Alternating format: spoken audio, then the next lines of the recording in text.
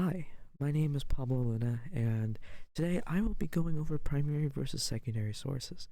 If you're wondering why I'm talking in this tone, it is because it is 1 a.m. when I'm recording this, and my roommate's asleep, so I have to go out in the lobby, but I also can't talk in a proper speaking voice, so this is the best you'll get for now.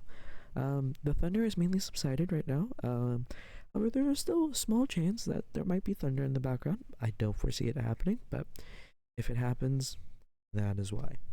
Um, I don't know if I mentioned it, but today we'll be going over primary versus secondary sources. Like I mentioned, this is about primary versus secondary sources. So, first, let's establish our learning objective for this lecture.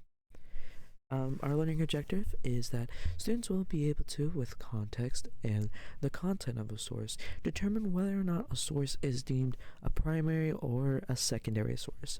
This will be done by looking at things such as data creation, author, form of media, among other things. Right? So, before we get started, I think I need to point out a neat little thing about history. Right? A neat little thing about history is that we constantly experience it, right? Oh, double play on the animation. My fault on that, right? And that includes this very moment, right? This very moment. God, I hope that train isn't picking up in the audio. But like the train that is going across town right now, that is a part of history, right? So look around, right? Every moment is a part of history. Will it be in the history books? Yeah, maybe not, but you know, everyone in this virtual room is a part of it. You know, every breath, blink, wandering thought, or every homework assignment that has been ever completed with ChatGPT. But, before we get started, I like to do a little thought exercise, right?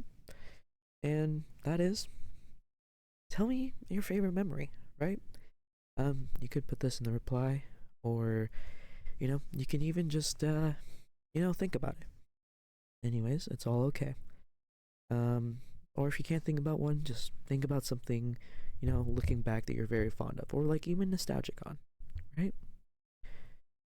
And I'll get to why, this is important, but I'll tell you about my experience and what my favorite memory was. One of my favorite memories in recent time is, me actually getting accepted here. You know, I applied to no in-state schools in California, and the fact that I ended up here with a great college of education here too is honestly quite astounding, and I'm extremely thankful for it. But, you know, enough of looking back. Let's look at the technical definitions, right? So, what exactly is a source, right? A source is, something we can gather information from about a particular topic, right?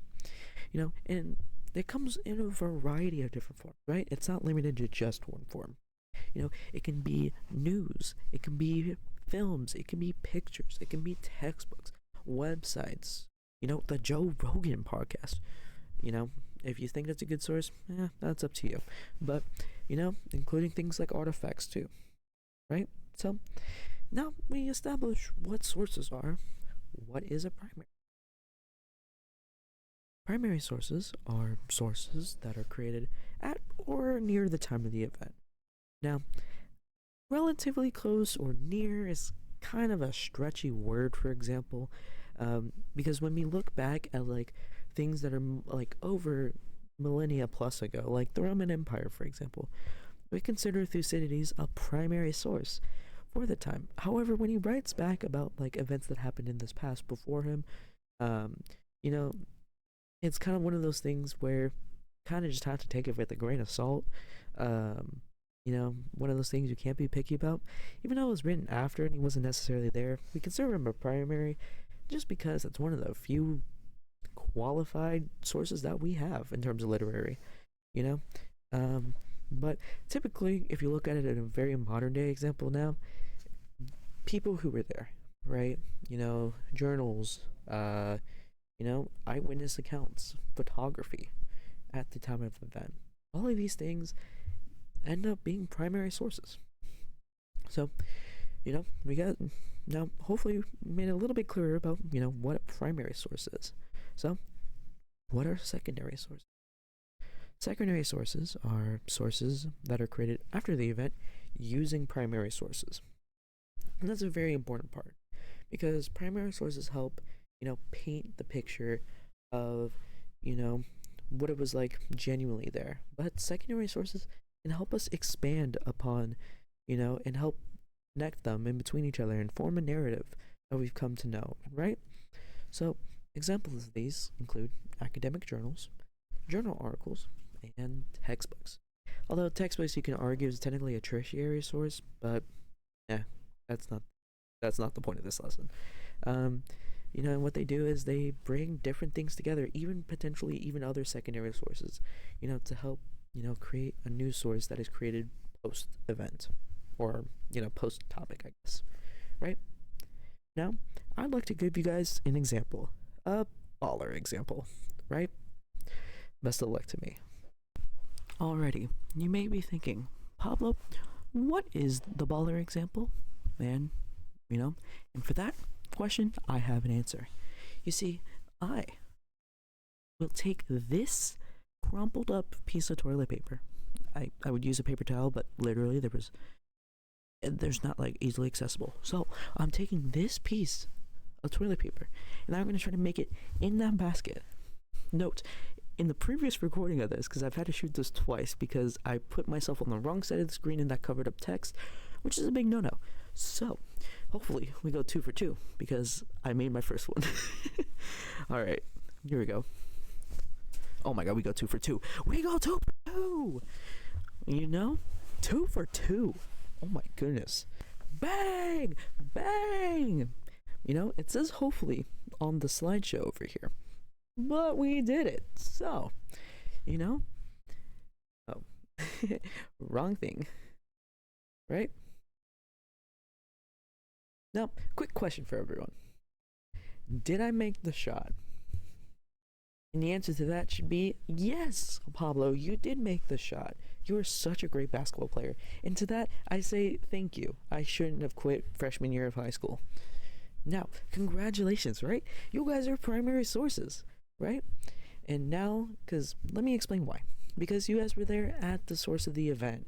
And you guys witnessed my epic shot making skills. And now you guys are primary sources for my shot making abilities, right? If anyone wants to come and ask you, oh, how is Pablo's jump shot? Or how is his toilet paper shooting into a trash can? Very niche topic, but you guys are now primary sources. Isn't that really cool? And now you guys can hopefully hopefully you guys can now testify about that, right? But I'm sorry, what is happening? This is breaking news! Breaking news! Oh my god, it looks like you guys have an interview opportunity. I wonder what it's going to be for. After class, a student film crew comes up asking you about Mr. Luna's shot making skills. Right? And they want to ask a witness about the awesomeness, if it was super awesome by your shooting ability, or was it atrocious like Shaq's 3-point form and the same results of it, although he was technically 100% shooter from the 3, but yeah, everyone just makes fun of him for his form. But no, the big question is though, right, what type of source would this documentary be, right? So as we mentioned, you guys are primary sources. So, do you guys want to take a guess on which one you guys are this time? Yep, that is right. Secondary sources, because you are helping create this source, and from primary sources, because you guys can all testify to the documentary about my pure awesome shot making skills, right? So, congratulations, and I really mean that. Congratulations.